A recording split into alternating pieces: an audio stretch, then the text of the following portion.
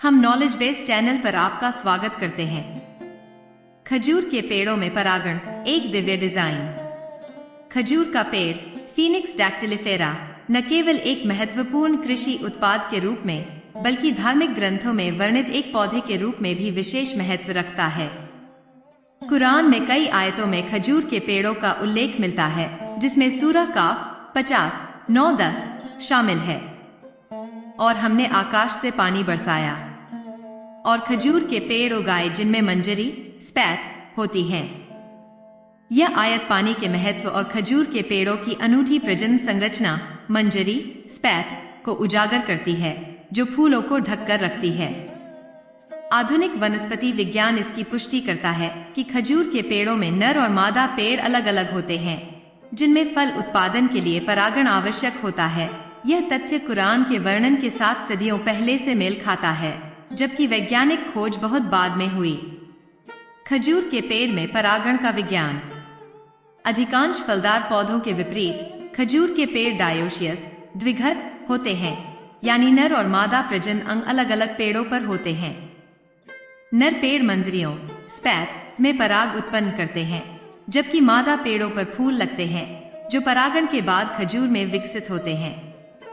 पारंपरिक रूप से किसान मादा फूलों का हाथ से परागण करते हैं, एक नर मंजरियों से पराग एकत्र करके, 2 इसे मादा फूलों पर छिड़क कर, 3 मादा फूलों के गुच्छों के बीच नर फूलों की डालियां बांधकर, ताकि निषेचन सुनिश्चित हो सके।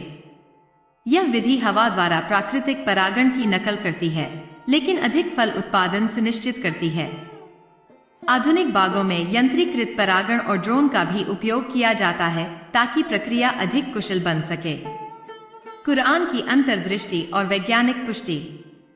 कुरान में खजूर के पेड़ जिनमें मंजरियां स्पैथ होती है का उल्लेख अत्यंत सटीक है। मंजरियां फूलों की रक्षा और परागण में महत्वपूर्ण भूमिका निभाती हैं। यह विवरण वनस्पति विज्ञान से पूर्णतः मेल खाता है।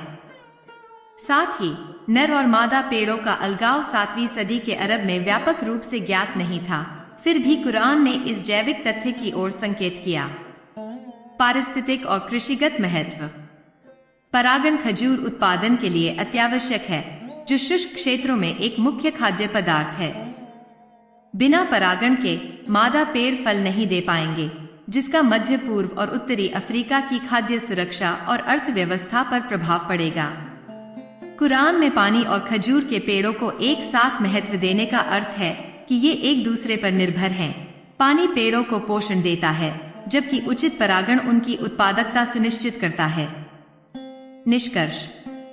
खजूर के पेड़ों का परागण प्रकृति की सूक्ष्म योजना का एक आकर्षक उदाहरण है, जिसकी ओर कुरान ने सूक्ष्मता से इशारा किया।